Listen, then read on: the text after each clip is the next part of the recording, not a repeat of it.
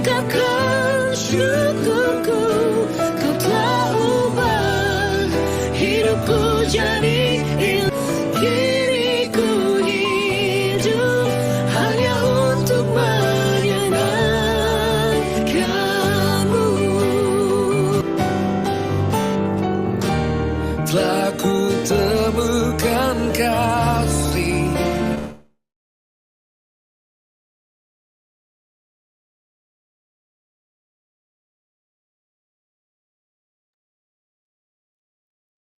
Shalom, selamat malam Bapak Ibu sekalian. Selamat datang di kelas MSc 3, angkatan ke-5 tahun 2024. Sebelum kita memulai kelas, mari kita bersatu hati dalam doa dulu yuk. Terima kasih Tuhan, hari ini ya Tuhan kami berkumpul dalam satu kelas MSc 3 untuk materi yang pertama, materi berkhotbah ya Tuhan, yang akan disampaikan oleh PDM Paulus Langkawijaya Tuhan. Biarlah Tuhan materi yang disampaikan kami bisa mengerti dengan baik dan kata-katanya sederhana. Dan kami berdoa juga ya Tuhan untuk diri kami bisa menjadi pelaku firman yang hidup ya Tuhan.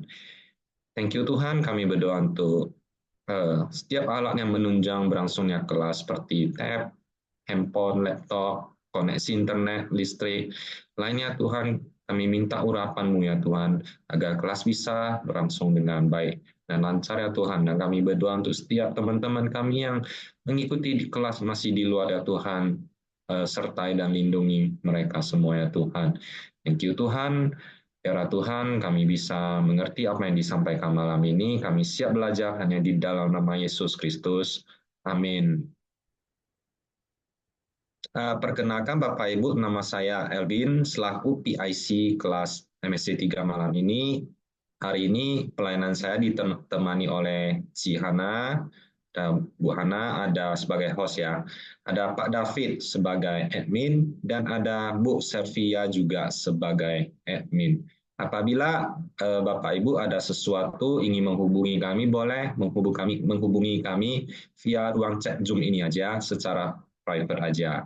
Ya, ada beberapa aturan yang kita sepakati ya Bapak Ibu ketika kelas berlangsung, yaitu pertama Bapak Ibu kerjasamanya untuk selalu on cam ya, selalu on cam selama kelas pelajaran sedang berlangsung. Ya, kemudian selanjutnya juga dilarang Bapak Ibu menggunakan satu gadget itu pesertanya 2 orang, jadi kongsian. Ya, kami belum memperbolehkan ya Bapak Ibu ya.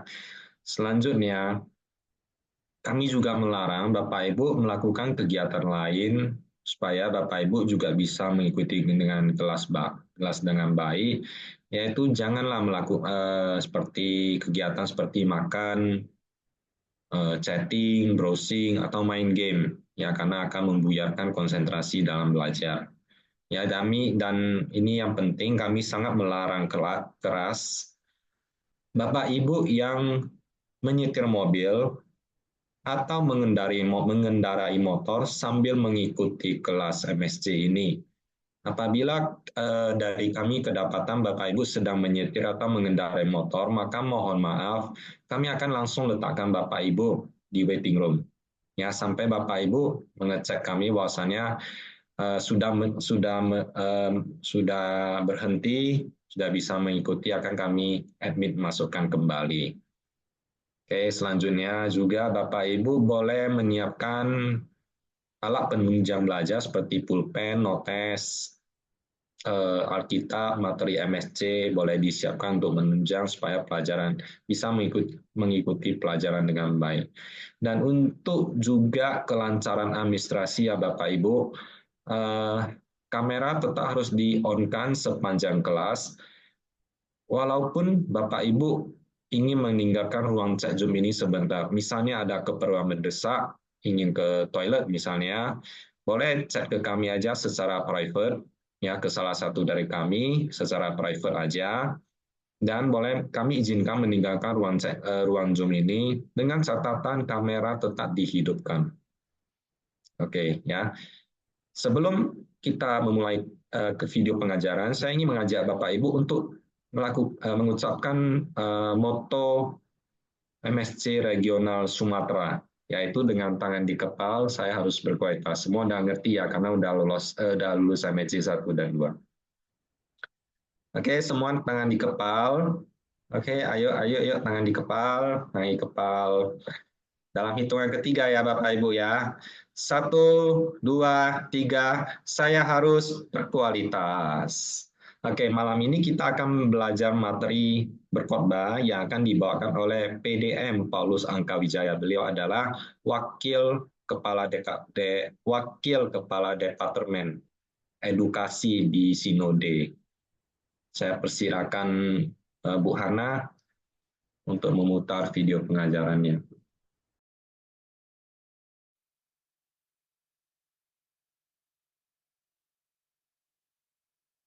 Shalom Bapak Ibu Saudara sekalian, selamat datang di kelas MSC 3, kelas di mana Anda akan diperlengkapi untuk menjadi seorang pemimpin di hadapan Tuhan. Dan malam hari ini kita akan belajar bersama-sama tentang materi berkhotbah. Ya, apa itu tentang berkhotbah? Ya, bagaimana kita mempersiapkan dan bagaimana kita mengkhotbahkan. Ya, lalu yang jadi pertanyaan adalah bagaimana Pak kalau posisi saya ini orang yang tidak menyampaikan firman atau berkhotbah? Tidak apa-apa Bapak Ibu Saudara sekalian, kita juga akan belajar bagaimana sih kalau di level kita hari ini yang telah menempuh MSC 3 ini mempersiapkan firman dengan benar dan baik, ya. Dan ketika kita merenungkannya, mungkin kita tidak menyampaikan untuk umum tetapi untuk hidup kita agar firman itu bisa mengubahkan hidup kita. Dan bagi Anda adalah seorang pemimpin, ya, maka kita perlu belajar bersama-sama. Di dalam materi ini ada 3 tujuan. Yang pertama, agar setiap pemimpin CG itu menyadari pentingnya mempersiapkan firman yang akan dibagikan di dalam Connect Group. Ya, jadi kita mempersiapkan betapa pentingnya kebenaran firman yang akan kita sampaikan. Kira-kira ini Tuhan ingin menghendaki seperti apa? Perubahan seperti apakah terhadap hidup kita, bahkan terhadap CG atau member yang ada di dalam CG kita. Lalu yang kedua, setiap pemimpin CG agar dapat memahami cara menyampaikan firman Tuhan yang baik, ya, agar dapat mencapai tujuan yang ditetapkan di dalam CGSM. Ya, Anda yang para pemimpin CG leader, Anda sudah tahu apa itu CGSM, ya, Connect Group, sharing material, ya, sudah disediakan oleh gereja. Tapi kita perlu, ya, agar dapat memahami maksudnya apa, ya, kenapa gereja memberikan materi ini, ya, tujuannya seperti apa, goalnya itu seperti apa, ya. Lalu yang ketiga, setiap pemimpin CG memahami bahwa setiap firman yang dibagikan itu bertujuan yang pertama memuridkan. Lalu yang kedua, membawa transformasi kehidupan bagi setiap anggota CG kita. Ya, jadi firman yang kita sampaikan itu harus dipastikan untuk memuridkan setiap member yang ada. Lalu yang kedua, setiap member bahkan hidup kita yang menyampaikan mengalami transformasi kehidupan. Nah, kita tahu Bapak Ibu, ya, di dalam CG itu ada persahabatan. Di dalam CG itu juga ada saling melayani, ya, dan di dalam CG itu ada yang namanya merenungkan firman, ya. Ada firman yang dibagikan bersama-sama kita belajar dan tujuannya jelas. Tadi dikatakan pemuritan yang mengubah kehidupan, ya. Anda bisa baca nanti di dalam Kisah Para Rasul pasal yang kedua ayat yang ke-41 sampai 47, ya. Itu tentang cara hidup jemaat mula-mula atau cara hidup jemaat awal, ya, ketika para rasul, ya, itu memimpin mereka. Di sana kita bisa belajar ada momen di mana mereka memecahkan roti bersama, ada momen di mana mereka fellowship, persekutuan bersama, ada sebuah persahabatan antara orang-orang percaya.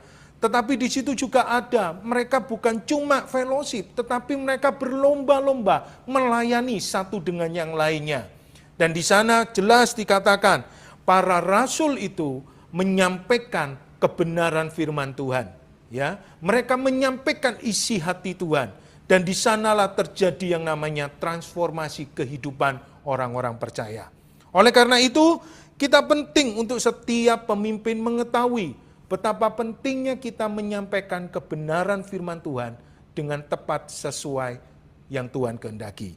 Ya. Nah, dikatakan di dalam materi Anda ya, oleh karena itu seorang pemimpin CG itu bertugas ya melayani membagikan firman yang disertai dengan hal-hal praktis yang mudah untuk dipraktekkan di dalam kehidupan sehari-hari. Kenapa kok dikatakan hal-hal yang praktis? Ya, karena hal-hal yang praktis itu akan membuat setiap kita yang ada di CG itu merasakan sebuah persahabatan. Firman Tuhan itu praktis yang harus bisa mengandung nilai persahabatan. Ya, walaupun ada teguran mungkin, ya, tetapi teguran itu membuat seseorang itu tetap bisa diterima, di welcome. Di CG semua orang itu sama, di welcome. Agar apa? Agar setiap kita mengalami perubahan. Lalu di sana juga dikatakan, ya, agar firman itu menimbulkan rasa melayani. Ya, firman itu membangun setiap member CG untuk mereka bisa melayani. Yang pertama, melayani Tuhan. Yang kedua, melayani visi Tuhan atas gereja, bahkan atas CG kita. Lalu yang berikutnya adalah agar firman Tuhan itu ya nilai-nilai praktis yang bisa menjadikan nilai pemuritan. Ya, ingat bahwa setiap orang kita beda. CG itu bukan persekutuan doa ya, yang kita cuma sekedar kumpul dengarkan firman satu arah, habis itu pulang, minggu depan kumpul kembali tanpa mengalami sesuatu. Tetapi CG itu ada, Tuhan kehendaki atas gereja kita untuk semua orang yang ada di dalamnya menjadi murid-murid Kristus. Ya, mari kita masuk lebih dalam lagi. Ada 3 hal yang harus diperhatikan di dalam mempersiapkan firman di dalam CG. Yang pertama, persiapan pribadi. Ya, kenapa kok persiapan pribadi ini penting? Karena persiapan pribadi yang baik dan benar itu akan menghasilkan sebuah impartasi yang penuh kualitas. Ya, kita bukan cuma sekedar menyampaikan aja firman Tuhan. Kita baca, kita buka sebuah ayat atau kebenaran firman, lalu kita sampaikan, lalu tidak terjadi apa-apa. Tidak, kita mau menyampaikan ini sesuai dengan apa yang Tuhan mau, maka ada sebuah impartasi yang bisa mengubah. Ya, itulah yang namanya kualitas. Nah, apa yang perlu dilakukan? Ya, yang pertama, agar kita bisa mempersiapkan persiapan pribadi, yang pertama adalah manusia roh kita. Ya, saya kutip di dalam sebuah kebenaran firman Tuhan, Amsal 20 ayat 27. Kenapa manusia roh kita perlu dipersiapkan? Firman Tuhan berkata begini, roh manusia adalah pelita Tuhan yang menyelidiki seluruh lubuk hatinya.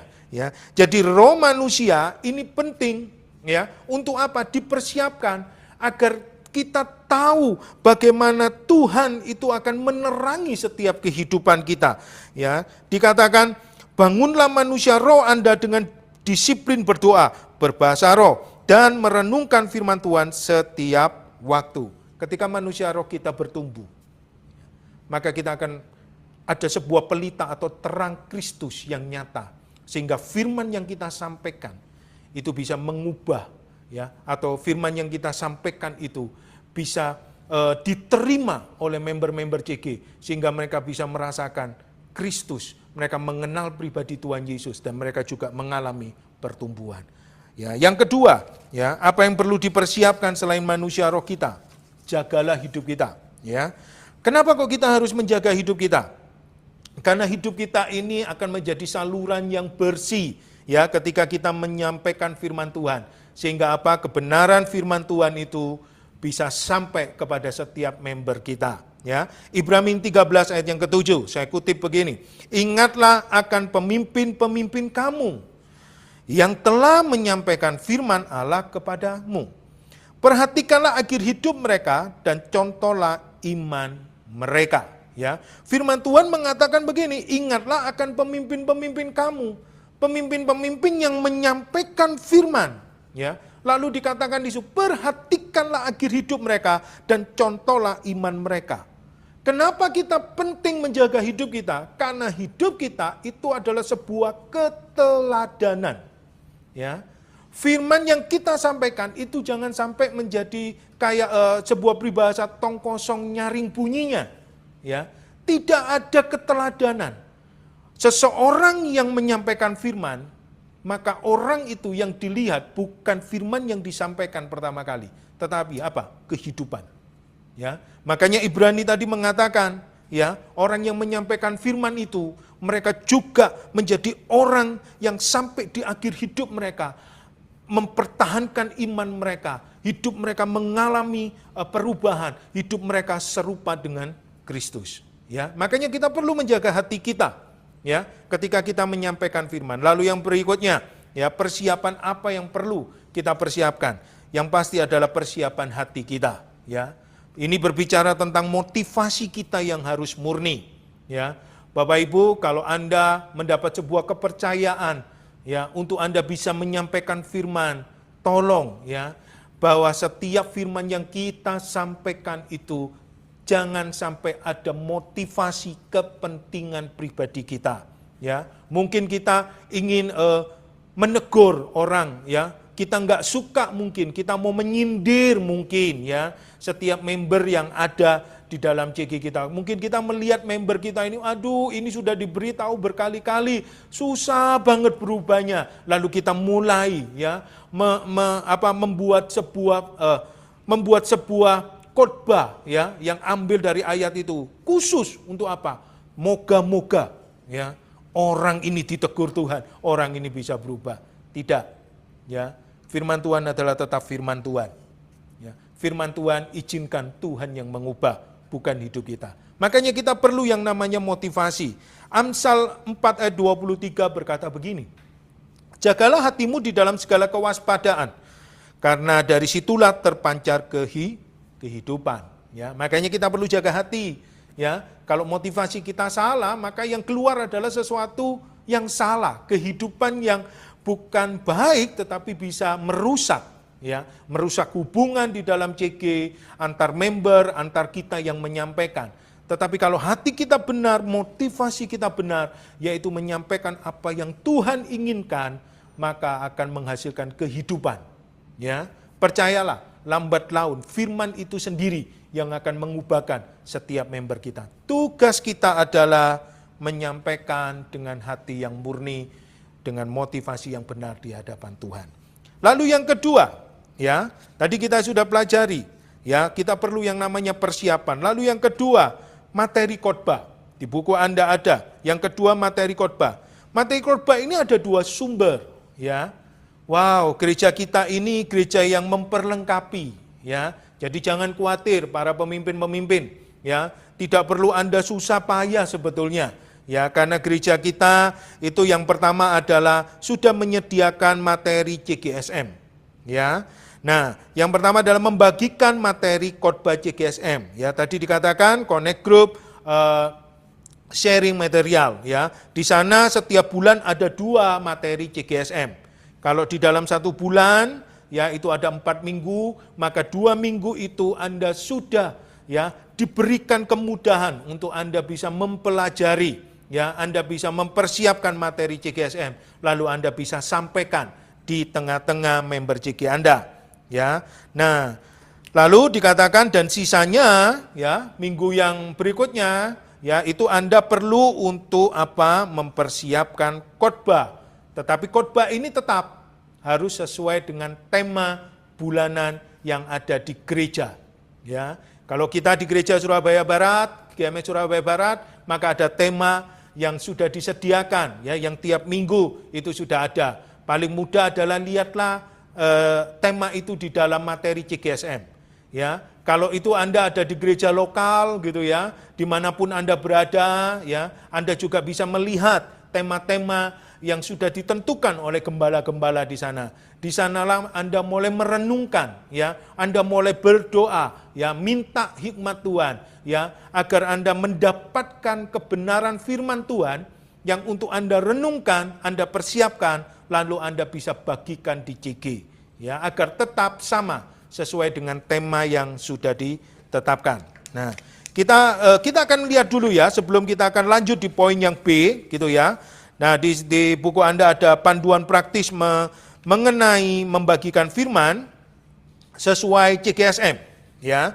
Nah, di materi Anda kita sudah persiapkan lembarannya, ya.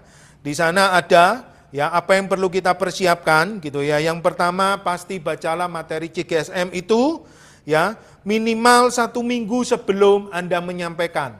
Dan saran saya jangan cuma 1 kali membaca.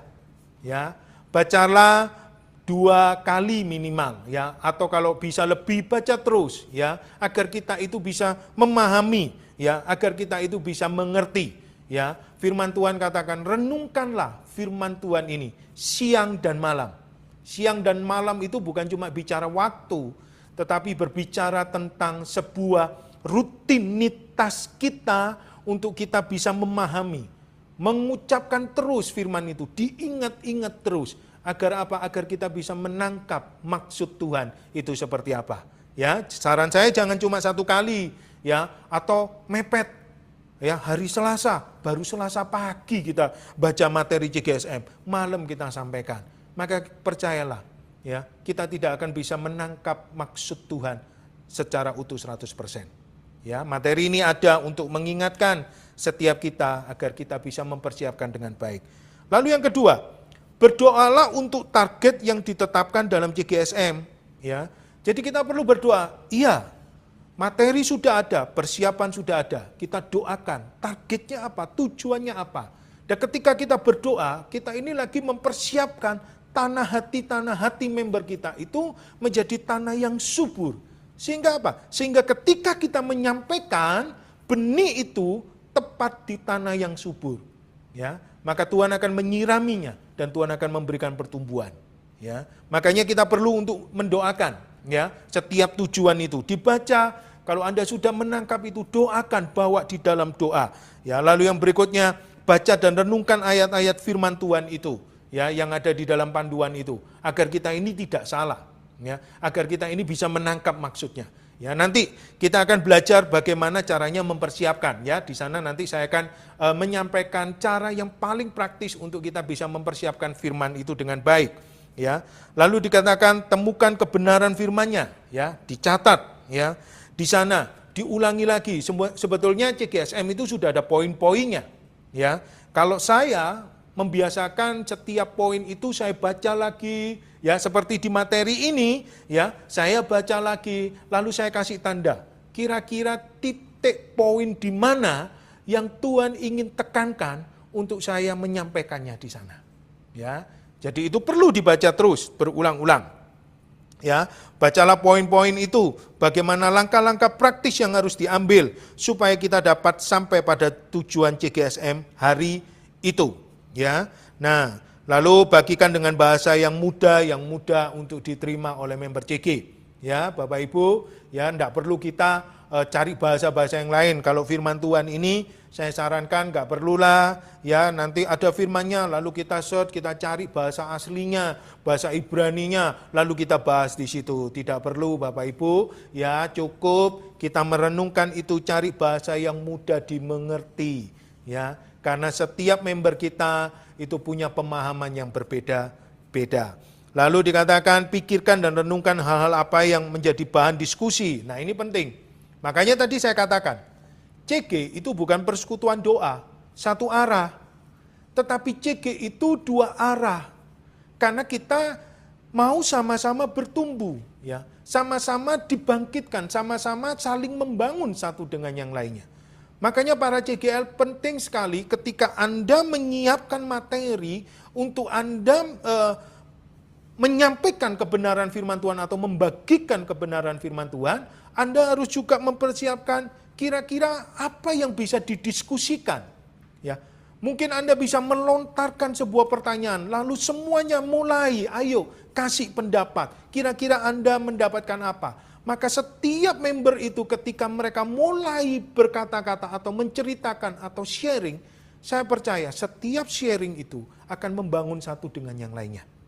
Ya, makanya kita perlu persiapan yang penting di sana. Lalu yang ketujuh, Anda bisa menutup materi CGSM ya dengan pilihan banyak di sini. Ya, kalau itu Anda perlu ada altar call, silakan Anda altar call. Ya, lalu Anda bisa memberikan mungkin perlu yang terakhir adalah, saya mau mendoakan, ayo siapa yang perlu didoakan dengan permasalahan mereka, silakan Anda bagi di situ. Di sini sudah ada panduannya yang jelas, ya. tolong dipersiapkan agar kita menyampaikan dengan baik. Ya, lalu yang berikutnya adalah yang B. Kita kembali lagi ke materinya. Ya. Yang B, membagikan dan mempersiapkan materi khotbah sendiri sesuai dengan tema bulanan. Ya, tadi saya katakan bahwa setiap kita boleh mempersiapkan, tetapi tetap kepada koridor yang jelas, yaitu tema bulanan yang ada di gereja, yang sudah ada di gereja lokal ataupun di tempat Anda digembalakan. Ya, yang pertama yang perlu dilakukan adalah ketika kita membagikan dan mempersiapkan materi khotbah, pasti berdoalah. Ya, berdoa apa? Berdoa minta tuntunan Roh Kudus. Ya. Kenapa kok kita perlu berdoa? Ya. Mempersiapkan firman ini perlu, saudara. Ya. Saya mempelajari begini, kenapa kok ada orang itu bisa menjadi orang Farisi, Alkitab berkata. Ya. Karena orang Farisi itu cuma isinya merenungkan firman Tuhan terus. Ya. Kadang-kadang hati mereka itu tidak diubahkan melalui doa. Kita harus balance antara kita membaca, merenungkan firman Tuhan dengan kita berdoa. Persekutuan pribadi kita dengan Tuhan. Ya. Apalagi ketika kita mau menyampaikan firman Tuhan, kita perlu tuntunan Roh Kudus. Kenapa? Karena kita menyampaikan bukan isi hati kita, tapi kita mau menyampaikan isi hati Tuhan. Ya, saya bagikan firman Tuhan di dalam 2 Timotius 3 ayat yang ke-16 berkata begini, segala tulisan yang diilhamkan Allah memang bermanfaat. Untuk apa sih? Untuk mengajar. Untuk apa lagi? Untuk menyatakan kesalahan. Untuk apa lagi? Untuk memperbaiki kelakuan dan untuk mendidik orang dalam kebenaran. Ya. Jadi Alkitab yang kita baca itu diilhamkan Allah. Lalu ditangkap oleh para penulis-penulis Alkitab. Ya. Ada kurang lebih 40 pria yang menuliskan. Ya. Sehingga menjadi yang namanya perjanjian lama, perjanjian baru di dalam Alkitab kita. Diilhamkan. Ya, oleh Roh Kudus mereka dituntun, ya. Mereka menuliskan itu, Injil dituliskan, kisahnya Ayub itu semua. Bagaimana Musa mendapatkan ilham di sana. Lalu dituliskan sedemikian rupa, sesuai dengan petunjuk dan sesuai dengan maksud Tuhan. Makanya kita perlu berdoa. Saya dorong buat setiap Anda para pemimpin. Ketika Anda tahu Anda diberi tanggung jawab untuk membagikan firman Tuhan. Yang pertama yang harus Anda lakukan sebetulnya, berdoalah dulu. Minta hikmat Roh Kudus. Minta Roh Kudus mengilhamkan. Ya, tulisan ini maksudnya apa? Ayat ini maksudnya apa? Termasuk CGSM yang Anda lagi baca itu maksudnya apa? Minta tuntunan. Karena Roh Kuduslah yang menulis, tanda kutip, menulis melalui orang-orang atau para pria, 40 para pria ini di dalam Alkitab. Tapi semuanya maksud daripada Dia. Ya, perlu kita berdoa dulu, ya. Lalu dikatakan merenungkan firman Tuhan yang kedua. Ya, saat kita merenungkan firman, temukan apa yang menjadi kehendak Tuhan. Ya, yang untuk disampaikan pertama-tama untuk diri kita, kemudian untuk member CG, ya. Kita perlu selain berdoa renungkan, ya. Baca firman Tuhan itu lagi lah, ya. Sekali lagi kalau belum mendapatkan ya sesuatu yang istilahnya yang Tuhan mau sampai kita itu merasakan oh ini maksud Tuhan, baca lagi. Dan saya percaya setiap orang yang menyampaikan firman Tuhan, yang pertama diubah itu adalah yang menyampaikan dulu. Ya. Tuhan itu tidak pernah memberikan firman itu untuk orang lain dulu, tetapi untuk hidup kita. Ya, makanya tadi kan kita belajar, ya, jagalah hidup itu berbicara tentang keteladanan. Ya, menyampaikan firman yang disampaikan adalah keteladanan, yang dilihat adalah keteladanan perubahan hidup kita. Ya, makanya kita perlu apa? Renungkan itu siang dan malam. Ya, Mazmur 119 berkata 105 ayat 105. Firman Tuhan berkata begini, firman-Mu itu pelita bagi kakiku dan terang bagi jalanku. Ya, jadi kita perlu ya merenungkan itu terus, cari terus ya, apa sih yang dimaksudkan Tuhan? Yang pertama, ya. Saya ketika menyampaikan firman Tuhan, saya tahu bahwa yang perlu diubah adalah hidup saya dulu. Ya. Setiap saya mencatat renungan itu, ya, saya melihat mengoreksi hidup saya dulu. Ya. Saya berkaca dulu kepada firman itu. Baru dari sanalah saya mulai mengerti maksud Tuhan. Lalu saya mulai bertanya sama Tuhan, Tuhan, kira-kira ini untuk CG atau untuk jemaat itu berbicara seperti apa? Ya, disitulah ketika saya menyampaikan, saya tahu bukan saya ini cuma penyambung lidah Tuhan menyampaikan firman, ya, atau saya ini cuma pembawa suratan kasih Tuhan, yaitu kebenaran firman Tuhan kepada member CG ataupun kepada jemaat. Ya. Karena apa? Karena saya membawa nama Tuhan, bukan nama pribadi saya. Ya, makanya perlu untuk kita merenungkan. Lalu yang berikutnya yang ketiga, ya, catat hasil renungan firman Tuhan itu.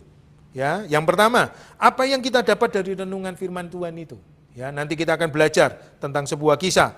Lalu yang kedua, apa yang Tuhan mau kita kerjakan? Ya, yang pertama tadi apa yang kita dapat, lalu apa yang Tuhan mau kita kerjakan, lalu yang ketiga adalah nasihat atau langkah-langkah praktis apa untuk menggenapi firman Tuhan itu. Lalu yang keempat, hal-hal yang kita perlu luruskan. Ya, hidup kita ini loh, apa yang perlu kita rubah sesuai dengan kebenaran firman Tuhan. Lalu yang kelima, catat janji Tuhan. Ya, catat janji Tuhan. Saya percaya begini, Tuhan itu kalau ingin berfirman kepada kita, maka Tuhan itu punya maksud yang mulia. Ya, bukan cuma sekedar Tuhan itu menegur, mau mengubah kita, tetapi di balik itu semuanya, Tuhan itu cuma punya satu maksud, janjinya, rencananya akan digenapi dalam hidup kita. Ya, makanya setiap kita mendapatkan firman pasti ada janji Tuhan. Ya, entah kita melakukan sebuah kesalahan yang cukup fatal mungkin, Tuhan mungkin firman Tuhan menegur hidup kita untuk kita berubah, tetapi sebetulnya janji Tuhan itu satu, Tuhan ingin pulihkan hidup kita, Tuhan ingin selamatkan hidup Tuhan, Tuhan ingin berkati hidup kita. Ya, pasti ada janji yang Tuhan sediakan di dalam setiap kehidupan kita. Nah, oleh karena itu mari kita belajar bersama-sama. Contohnya, ya, di dalam 2 Tawarik 12 ayat 1 sampai 16. Itu tentang kisah Raja Sisak, ya, menyerang Yerusalem. Ya, Raja Sisak menyerang Yerusalem. Ya, saya bacakan. Ya, Sisak menyerang Yerusalem. Ayat yang pertama, Rehabeam berserta seluruh Israel meninggalkan hukum Tuhan. Ya, ketika di kerajaannya menjadi kokoh dan kekuasaannya menjadi teguh. Tetapi pada tahun kelima zaman Raja Rehabeam, majulah Sisak, Raja Mesir, menyerang Yerusalem karena mereka berubah setia terhadap Tuhan.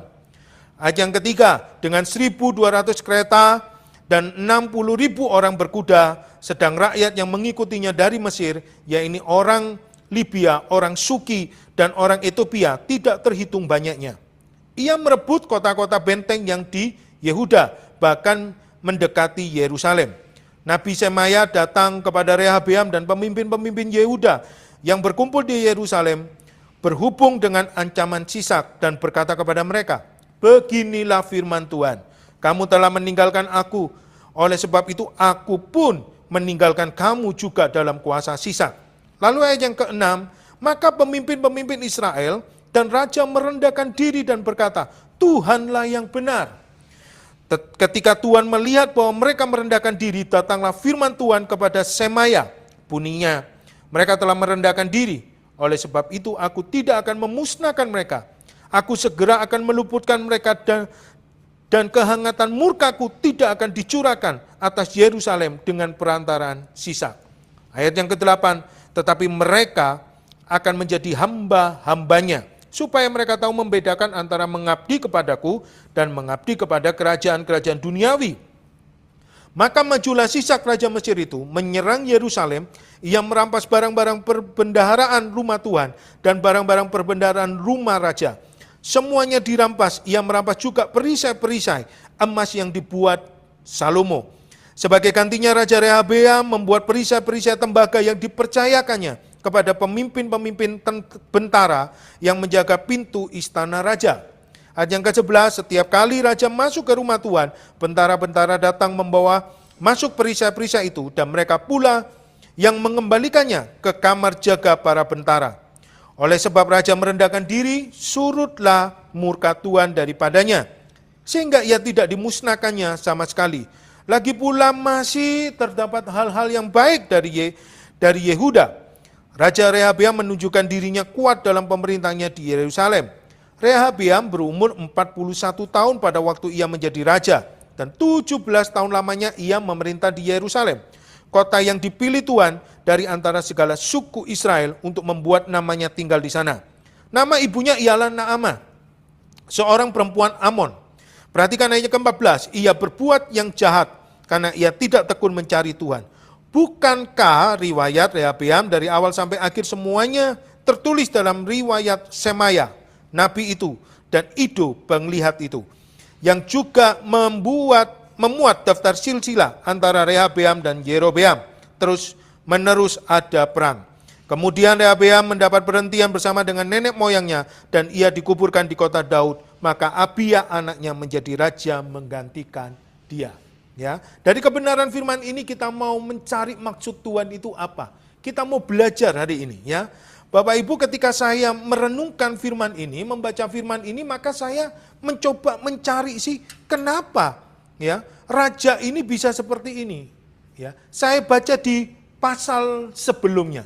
Ya, jadi kisah ini adalah kisah di mana ketika Tuhan sudah mengatakan kepada Salomo bahwa kerajaan Israel itu akan dipecah menjadi dua. Ya, yang satu itu dibawa kepemimpinan Yehuda dan Benyamin. Ya, Yerusalem. Yang satunya itu 10 suku yang lain. Makanya muncul dua raja, yang satu Rehabeam, yang satu Yerobeam. Ya, yang memimpin dengan dua kerajaan yang berbeda. Ya, dari situ Tuhan tidak taunya menyertai loh. Ya, apa? Raja Rehabeam. Tuhan memilih tetap yang namanya suku Yehuda di situ.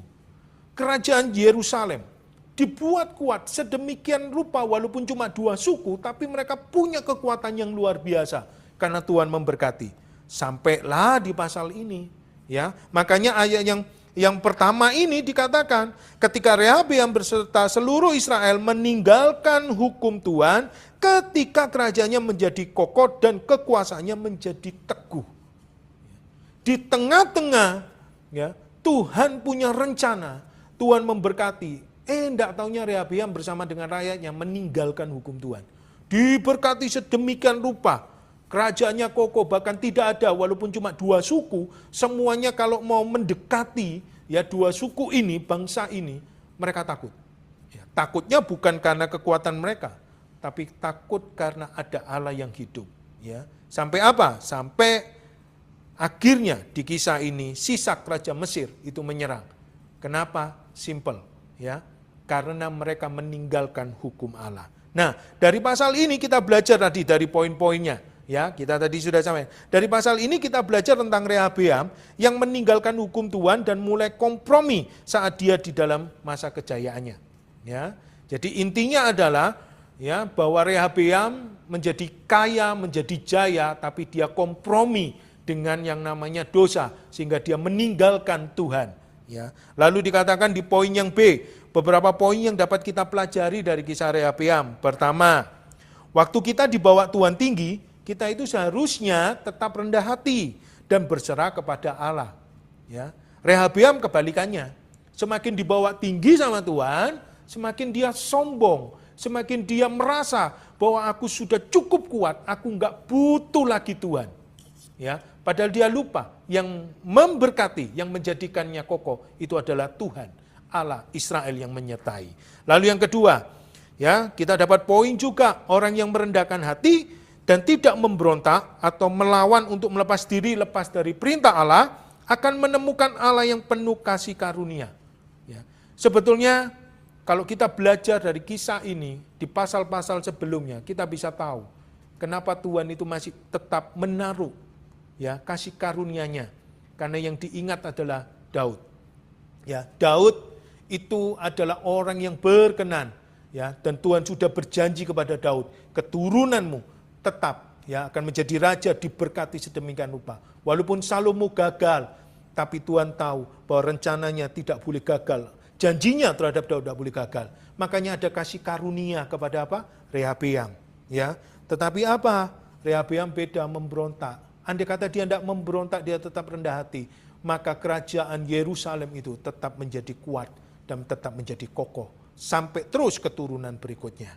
Ya, kita bisa baca kalau di pasal-pasal berikutnya kan itu sudah mulai pecah, sudah mulai terserak-serak di mana-mana Yehuda dan Benyamin. Lalu yang ketiga, orang yang tidak sungguh-sungguh mengikut Tuhan dipandang jahat di hadapan Tuhan. Ya, tadi ayat yang kedua ya dikatakan karena mereka berubah setia terhadap Tuhan. Makanya apa? Tuhan menghukum dengan mendatangkan Sisak orang Mesir.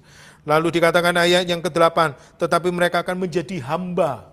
Ya, hamba-hamba apa? Walaupun dapat kasih karunia, ya, mereka tidak dimusnahkan tapi mereka akan menjadi hamba. Dengan kata lain, bahasanya dahulu adalah mereka menjadi budak dari Mesir. Ya, mereka dikalahkan menjadi tawanan. Ya. Lalu poin yang ke-C, apa yang kita bisa pelajari dari Rehabeam di masa dalam kejayaan. Ya, kita harus ingat kalau hari ini Tuhan membawa kita dalam promosi, Tuhan memberkati kita, Tuhan memberikan kita kasih karunia. Kita perlu belajar ya sebuah sikap dari Rehabeam. Ya, yang pertama adalah kesabaran Tuhan itu berkat. Ya, tetapi bisa jadi masalah kalau kita tidak peka dengan Roh Kudus. Ya. Tadi itu, ya, tadi sudah dijelaskan, ya, bagaimana ketika mereka bertobat, ya. Saya kutip di dalam ayat yang ke-14, ya. Dari sekian itu Tuhan sudah selamatkan, Tuhan sudah sabar, okelah kamu berubah, Rehabeam dengan rakyatnya berubah kembali merendahkan hati. Tuhan sabar lagi, Tuhan tunda. Walaupun Tuhan itu mau mengajar sebetulnya, bukan mau menghukum, tapi mau mengajar agar mereka tahu mengabdi kepada Tuhan dan mengabdi kepada manusia itu seperti apa. Ya, Tuhan sabar lagi, Tuhan tunda. Muncullah ayat yang ke-14. Ia berbuat yang jahat karena ia tidak tekun mencari Tuhan. Ya, sebetulnya kesabaran Tuhan itu berkat. Ya, yang akan mendatangkan kita pemulihan, yang akan mendatangkan berkat kita. Oleh karena itu apa? Kita harus peka. Kalau sampai mungkin hari ini kita merasakan, oh kenapa kok tetap di dalam kondisi seperti ini? Seharusnya ya Rehabeam itu bersyukur tidak dikalahkan total sama Sisak, tidak dihancurkan, tapi cuma disuruh menjadi hamba. Ya, saya percaya ya kata-kata hamba di sini, Sisak itu cuma mengambil semuanya tapi tidak bisa memusnahkan. Ingat tidak ketika Ayub didatangi Tuhan, ketika iblis mendatangi Tuhan, lalu berkata kepada Ayub tentang Ayub, Tuhan berkata, oke, aku lepaskan semuanya, tetapi satu yang tidak boleh engkau sentuh, yaitu apa? Nyawanya. Ya, walaupun Ayub mengalami begitu, masih ada penyertaan Tuhan, karena iblis tidak bisa mengambil nyawanya. Ya, walaupun ada di dalam tawanan atau menjadi hamba Sisak, tapi saya percaya sekali bahwa Tuhan tetap melindungi ya Rehabeam bersama dengan rakyatnya. Lalu yang kedua, ya ketika di masa kejayaan, apa yang bisa kita pelajari? Jikalau Tuhan tidak menyertai kita, hal-hal yang bagus pun bisa menghancurkan kita. Ya, hati-hati Bapak Ibu, ya ketika kita sadar ya bahwa kita ini dibawa Tuhan sedemikian jaya, sedemikian diberkati, kita harus tahu bahwa itu adalah penyertaan Tuhan. Tanpa penyertaan Tuhan, maka hidup kita akan mengalami kehancuran. Ya, itu bisa disampaikan nanti. Ya, kita bisa terangkan itu kepada setiap orang-orang atau member CG kita. Lalu yang berikutnya, Tuhan kita adalah Tuhan yang adil. Ya, Tuhan itu menghajar. Ya, dan Tuhan itu mengajar. Ya, menghajar tapi Dia mengajar. Ya, tadi itu ayat yang ke-8. Ya, Tuhan itu memberikan hukuman tandaku. Ya, memang menghukuman sesungguhnya sih sebetulnya. Ya, tetapi sebetulnya dibalik itu untuk mengajari, ya, agar mereka tahu bagaimana mereka merasakan mengabdi kepada Tuhan dan mengabdi kepada manusia. Agar apa sih? Agar orang Israel ini sadar, ya, untuk apa? Untuk mereka kembali mengabdi kepada Tuhan lebih enak daripada kepada manusia. Ada nilai pengajaran di sana, ya. Lalu yang berikutnya, lalu check up rohani, ya. Nah, ini penting, ya. Catat itu, ya. Kira-kira apa yang perlu kita cek di dalam kerohanian kita? Oh, saat kita berhasil, ya, gimana caranya sih? Aku itu tetap bisa di dalam kasih karunia Tuhan. Aku tidak mau seperti Rehabeam, ya, yang meninggalkan perintah Tuhan, begitu mudah melupakan Tuhan. Apa yang harus kita lakukan? Ya, yang perlu kita lakukan adalah kita harus mengembalikan kemuliaan. Ya, kita harus bersyukur sama Tuhan. Kita harus berkata kepada Tuhan, ini semua bukan karena usahaku, tapi ini semua oleh karena Engkau Tuhan. Kita datang, ya, kita boleh menikmati, tetapi kita mengingat terus akan kebaikan Tuhan. Ya, kita nggak boleh sombong, kita tidak boleh tinggi hati. Ya, lalu yang berikutnya, apa yang kita kejar? Ya, ketika kita di dalam masa kejayaan, hati-hati Bapak Ibu. Ya, ketika kita ambisius, ya, ketika kita ini sudah mulai orientasinya bukan memuliakan Tuhan di dalam pekerjaan kita, bukan lagi mengucap syukur dengan berkat Tuhan, tetapi kita mulai berubah. Target goalnya adalah uang, target goalnya adalah membuat kita kaya, ya, maka kita akan menjadi seperti Rehabeam. Tapi ketika kita menata di dalam kejayaan itu, kita tahu bahwa semuanya aku kembalikan. Aku akan gunakan untuk mengerjakan visi Tuhan. Aku akan gunakan untuk memuliakan nama Tuhan, untuk melayani Tuhan. Dengan segala berkat yang Tuhan terima. Maka kita akan tetap dipercaya Tuhan di dalam masa kejayaan kita. Karena Tuhan itu berfirman kita akan menjadi kepala bukan ekor. Ya, kalau Tuhan yang berfirman kita menjadi kepala, kita akan menjadi berkat untuk memberkati. Maka itu bicara tentang kepercayaan Tuhan atas hidup kita. Ya, lalu yang terakhir, yang E. Nah, ini janji Tuhan apa? Ada janji Tuhan di sini.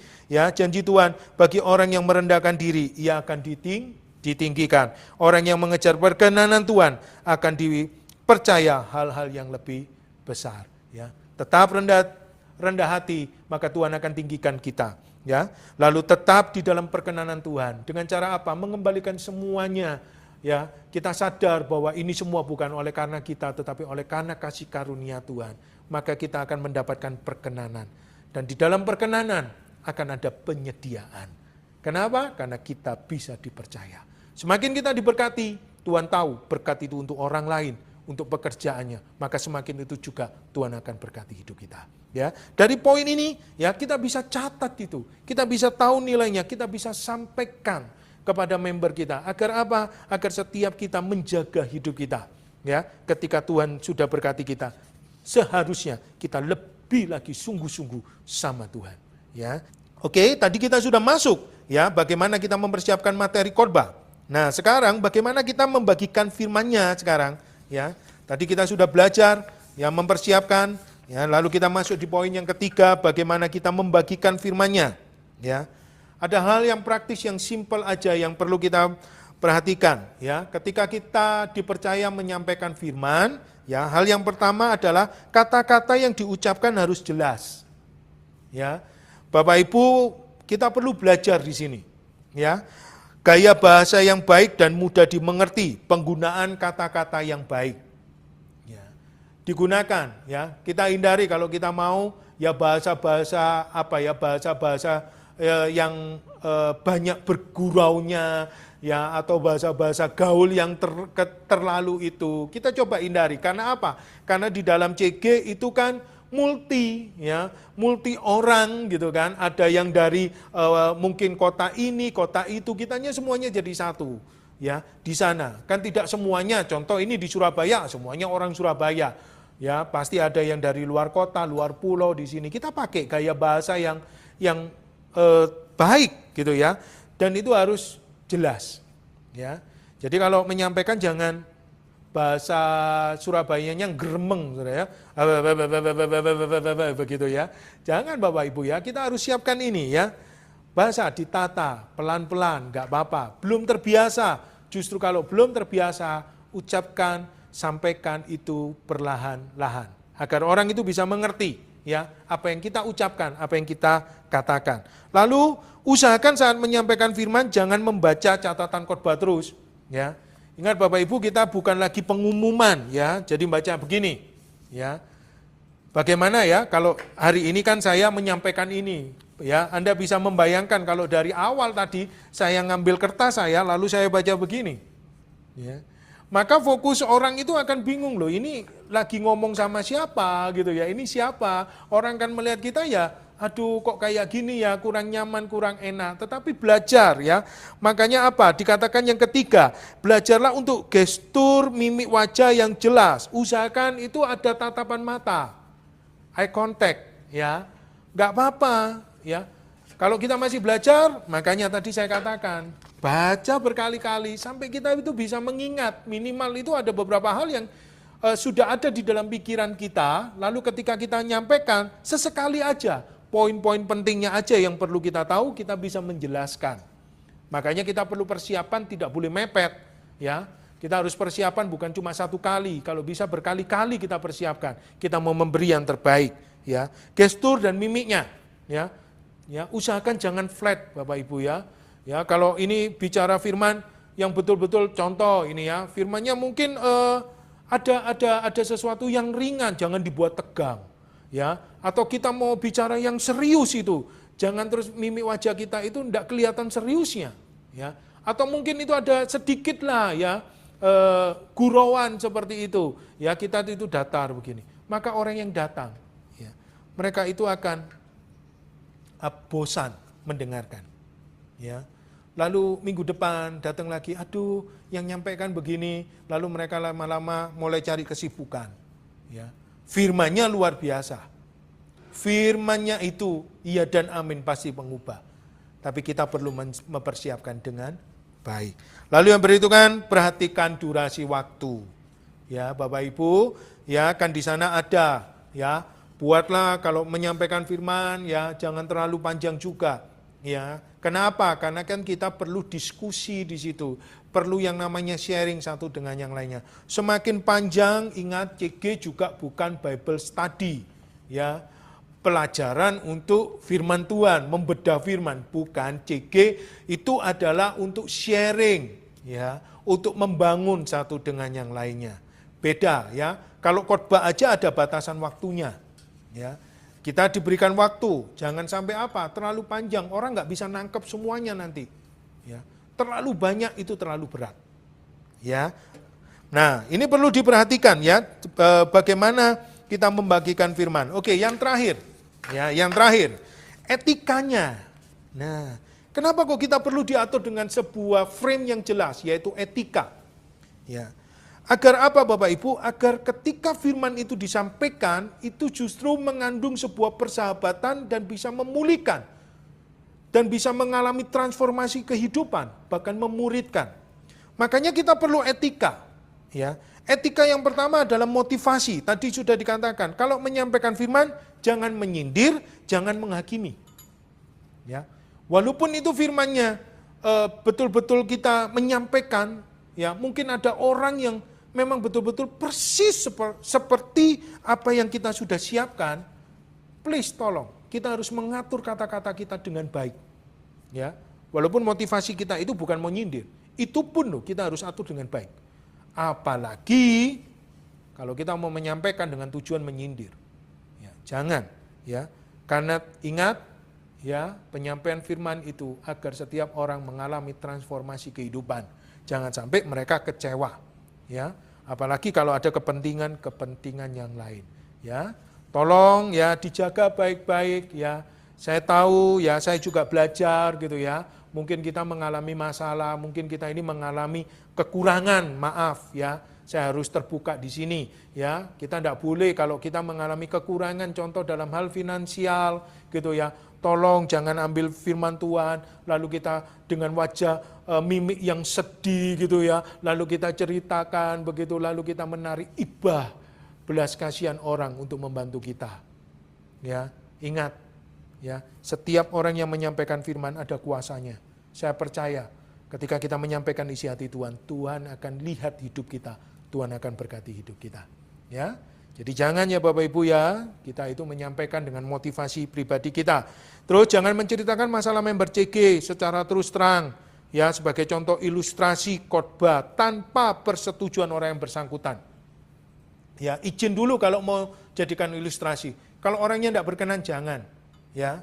Jadi ingat ya, jangan menceritakan masalah member CG, ya, dijadikan ilustrasi khotbah. Dan yang terakhir, motivasi yang murni. Motivasi kita cuma satu sih, ya. Apa itu? Menyampaikan isi hati Tuhan. Ya.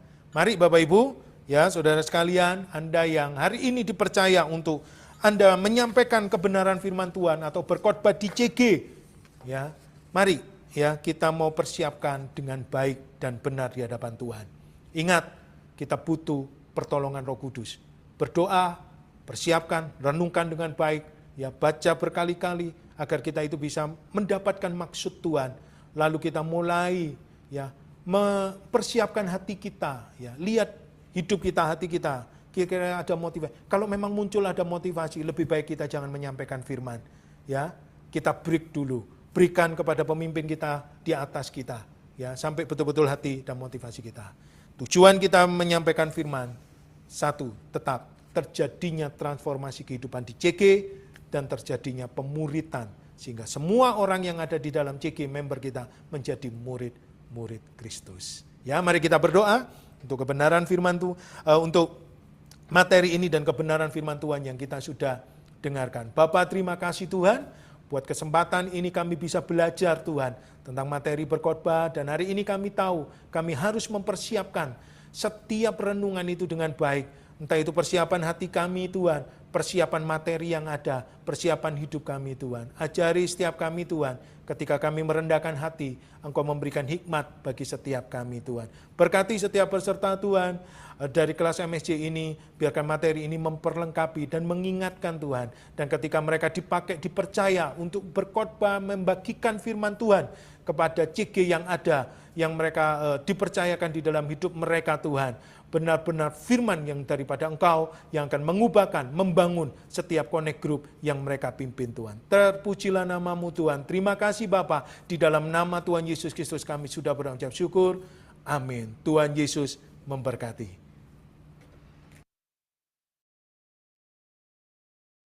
Shalom Bapak Ibu. Pelajaran hari ini tentang berkhotbah itu luar biasa ya, karena Bapak Ibu ini ada di MSC 3 dipersiapkan untuk menjadi sponsor, bahkan beberapa dari Bapak Ibu juga sudah CGL ya. So harus bisa benar-benar sharing firman dengan baik, dengan hati dan dari hati yang minta tuntunan Roh Kudus. Oke, sebelum kelas berakhir, kami membuka sesi Q&A. Apakah dari Bapak Ibu ada pertanyaan yang ingin ditanyakan? Kami dari tim MSC Crew memberikan 3 pertanyaan yang mungkin ya. Boleh, kalau yang ingin bertanya boleh chat dulu aja ya, boleh chat dulu di ruang chat, mungkin misalnya saya gitu, supaya host bisa spotlight Bapak Ibu. Ada Bapak Ibu yang mau bertanya tentang materi berkhotbah atau yang lainnya? Nomor 45.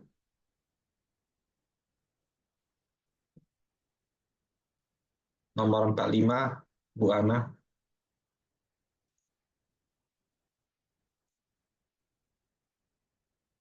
Mungkin boleh bantu di unmute.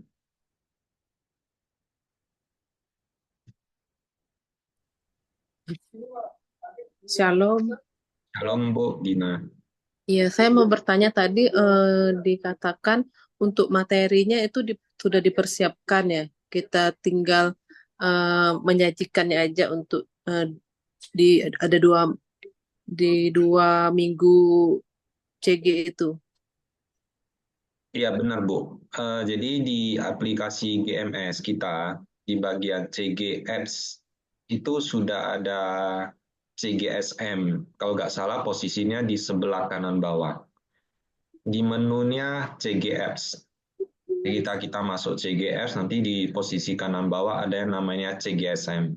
Klik aja di sana, materi sudah ada, kita tinggal buka dan kita tinggal baca, pelajari, renungkan. Cukup lengkap ya, cukup lengkap dari ayat firman tentang apa yang mau disampaikan dan juga isi-isi yang mau disampaikan. Mungkin dari kita, dan mungkin tugas dari kita adalah membaca, memahami,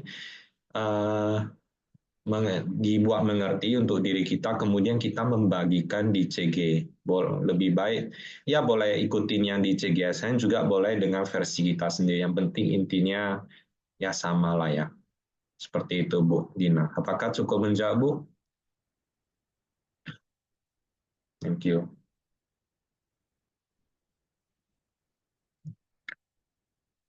Selanjutnya, kalau nomor 141, Bu Ana.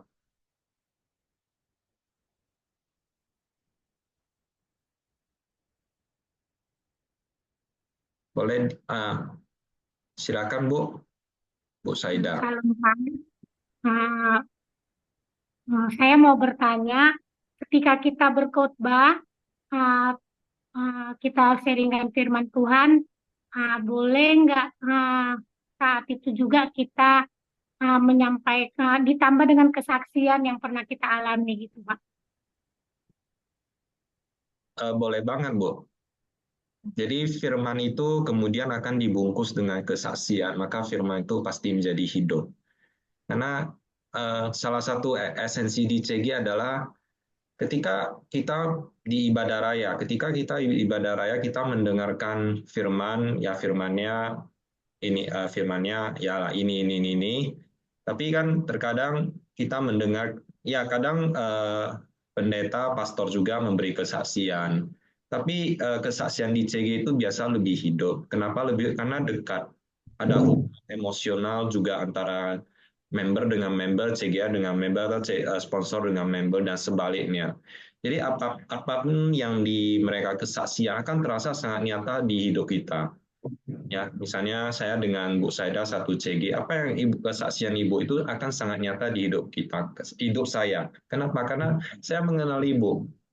Apalagi CG-nya sudah lama, bukan member baru, akan saya bisa merasakan, wah, Tuhan itu benar-benar bekerja ya di dalam hidupnya Bu Saida seperti itu.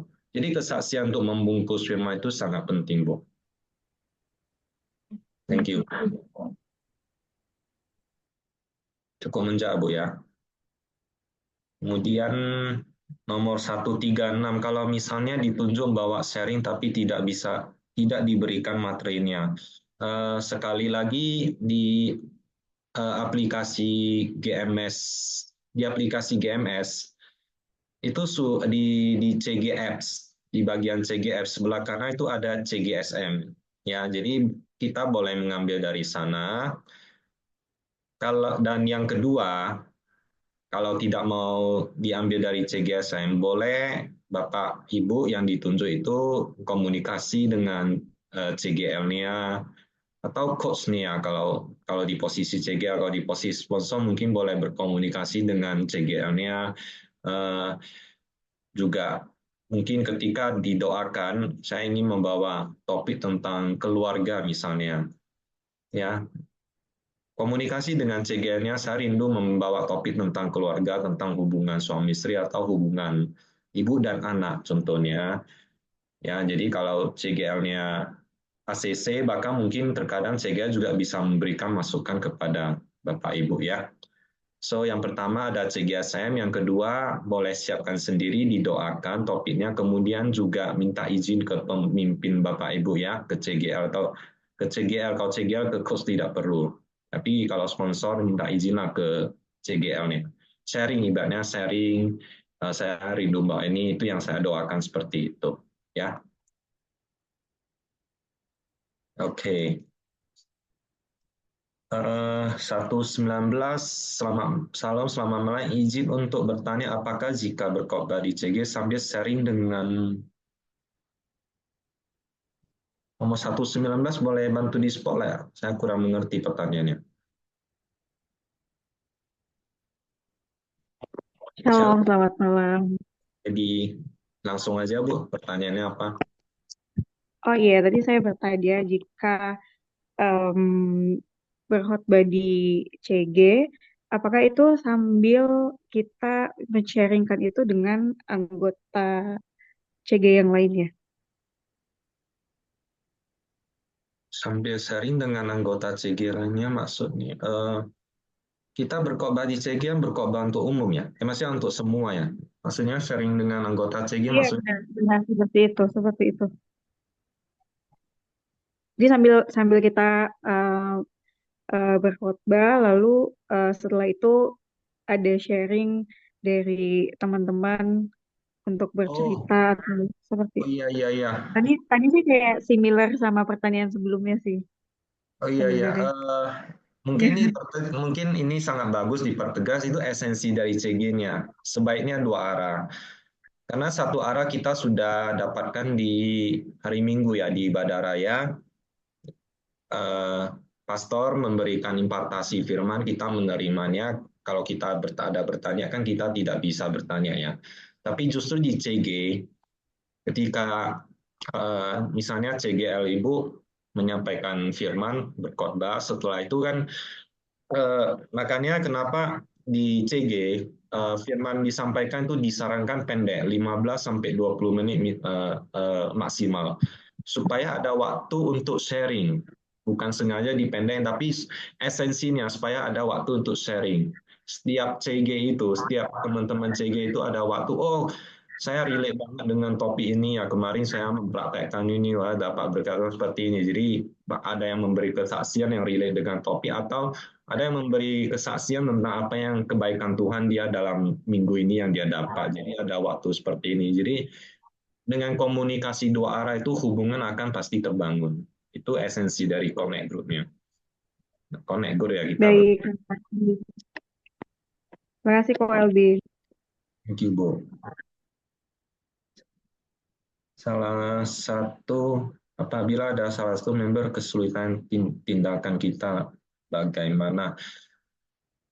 Kalau member yang kesulitan ekonomi, kita sebagai CGL, kita sebaiknya mencari akar masalah dari member itu kesulitan ekonominya kenapa gitu. Terkadang mungkin sangat mengintimidasi dari kita ya, misalnya sebagai CGL apalagi mampu untuk memberikan bantuan secara materi mungkin atau kepikiran untuk mungkin fundraising untuk membantu ya mungkin dari setiap pemikiran Bapak CGL, Bapak Ibu CGL mungkin berbeda, tetapi saran kami terutama dari yang kalau ikut CGT jangan ada yang melibatkan materi, tapi dari kita bisa mengkonseling, mengajak membernya mengobrol, cari tahu apa masalahnya. Ya, masih cari tahu penyebabnya apa, kasih solusi, kasih lihat solusi, inilah solusi 1, 2, 3. Minta menjalankan solusi itu walaupun terkadang mungkin sangat sulit ya, mungkin dia ada yang enggan mengambilnya. Ya, contohnya yang paling sering zaman now ini yang paling sering terjadi itu jeratan pinjol ya, jeratan pinjol. Ada yang meminjam sampai terlilit, tapi dia tidak berani tidak berani berbicara pada orang tuanya, contohnya atau pasangannya. Ya, terkadang memang dari kita sebagai CGL, ya kita bukan harus misalnya memberikan opsi ya bahwasannya harus terbuka untuk dalam keluarga. Ya, kemudian juga ajak didoakan, ajak melihat Tuhan, bahwasannya ada janji Tuhan di sana gitu. Ada sebuah pengharapan. Ya, jadi seperti itu untuk masalah kesulitan ekonomi sebisa mungkin jauhi solusi dengan memberi materi. Karena bukan itu jawabannya ya, Pak Ibu ya.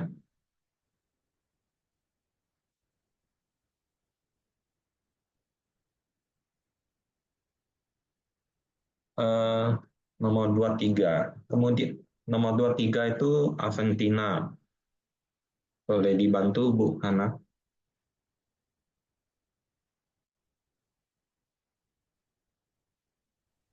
Halo kok, selamat malam. Belum. Ya, saya mau bertanya, kalau misalnya kita udah dapat materi khotbah, lalu kalau kita apa namanya, misalnya kita belum pandai atau mungkin pengetahuan kita tentang ayat itu sedikit gitu kan, berarti kan kita harus cari referensi untuk menambahkan khotbah kita gitu. Lalu apakah kita bisa menggunakan sumber dari pendeta lain tapi materinya sama gitu? Misalnya bukan hanya dari Kopi di Mantova, tapi dari pendeta yang lain gitu mungkin. Apakah boleh? Terima kasih. Oke, kalau berbicara tentang sermon ya, kita yang mendengar khotbah itu sendiri, ketika kita merasa mungkin karena kita mungkin merasa khotbah itu bagus, makanya kita ingin men-sharingkannya. Tetapi yang paling penting, saya pikir ya boleh-boleh aja. Tapi yang paling penting kita juga harus mengenal GMS itu seperti apa. Karena kan nggak bisa dipungkiri antara satu gereja dengan gereja yang lain doktrinalnya berbeda ya. Jadi jangan sampai firman yang kita sharingkan itu nggak sesuai dengan doktrinalnya GMS misalnya. Karena kenapa? Nanti bukan soal benar atau salahnya, tapi jemaat CG-nya akan bingung gitu. Seperti apa? Kok di minggu kemarin misalnya Pastor Messi khotbahnya seperti ini. Kenapa Ibu khotbahnya seperti ini? Kan jemaat bingung, jadi mana yang benar? Sedangkan yang sebenarnya terjadi kan tidak dijelaskan lebih detail aja ya. Ya jadi boleh nggak memakai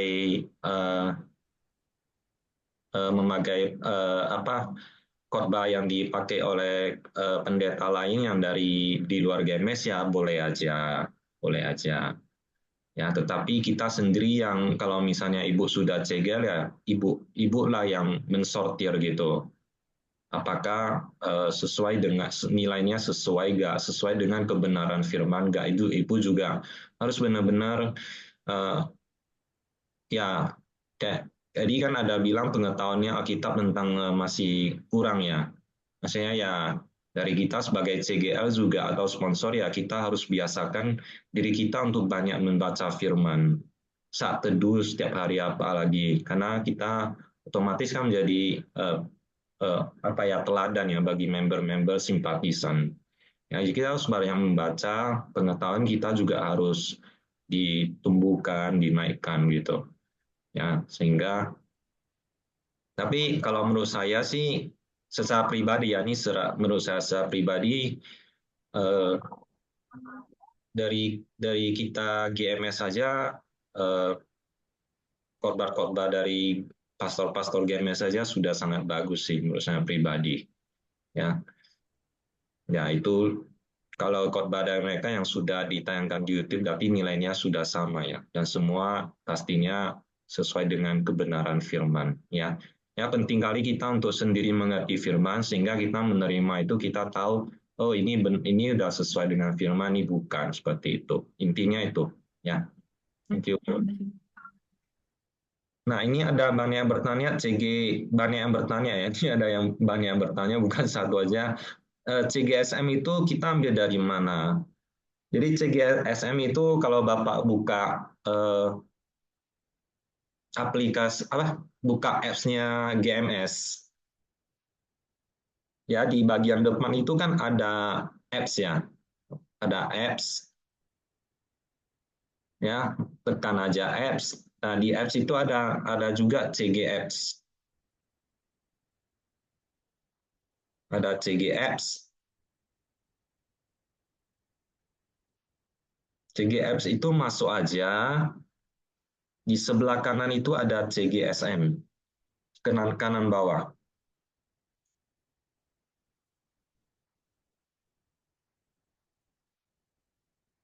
Ya, thank you Pak Robin. Sudah benar Pak Robin. Oh ya, aku pikir yang ada CGS-nya mungkin sponsor dan CGL aja ya. Yang member belum ya mungkin ya.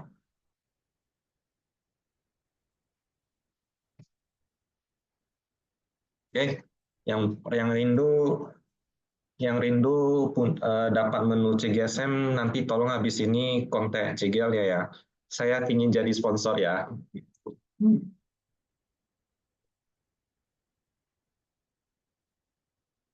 Oke, ada lagi yang mau bertanya?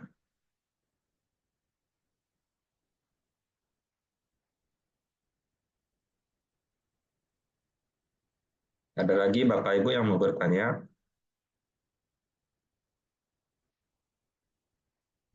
Baik, kalau nggak ada yang bertanya, kita akhiri kelas hari ini ya Bapak Ibu ya. Ada beberapa pengumuman yang ingin kami sampaikan. Yang pertama yaitu syarat kelulusan MSc 3 itu sama seperti syarat kelulusan MSc 1 dan 2, yaitu Bapak Ibu harus menghadiri seluruh materi MSc 3, MSc 3 ada 5 materi ya. Jadi harus mengikuti semua. Dan apabila ada materi yang Bapak Ibu tidak bisa ikutin, boleh mengulang di angkatan selanjutnya, hanya di materi yang Bapak Ibu tidak ikutin, dengan jangka waktu yang diberikan itu 1 tahun. Ya. Oke, selanjutnya Bapak Ibu, kami minta tetap berpakaian rapi dan sopan ya selama kelas berlangsung. Kemudian kelas selanjutnya itu ada di hari Selasa, 19 November tahun 2024. Ya, jamnya sama, jam 7 malam sampai selesai. Ya, dengan batas toleransi keterlambatan itu 10 menit. Berarti Bapak Ibu yang masuk ke menit 11 itu sudah dianggap absen, sudah telat 11 menit ya Bapak Ibu ya. Oke, sebelum kita tutup, kita bersatu hati dalam doa yuk.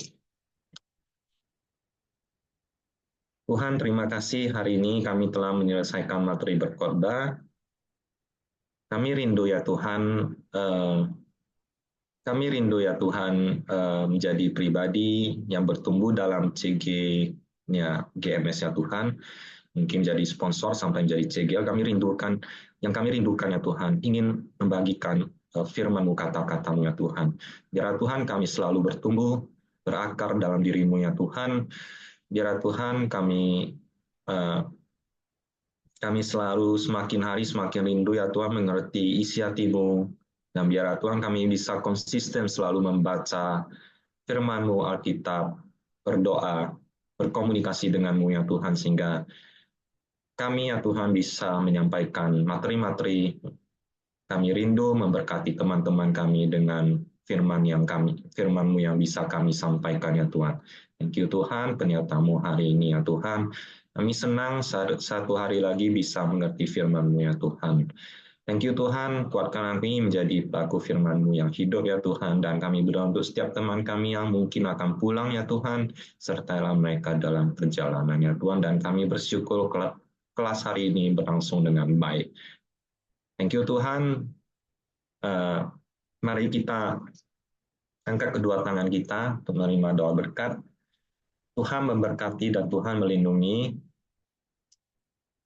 Tuhan memalingkan wajah-Nya kepada kita semua dengan penuh sinar kemuliaan, memberi kita sukacita, dan Tuhan menghadapkan wajah-Nya kepada kita, memberikan kita kasih karunia. 5 berkat yang mulia ini hanya di dalam satu nama Tuhan Yesus, nama Allah Bapa, Allah Putra, dan Allah Roh Kudus. Yang terima berkat, mari sama-sama kita katakan amin.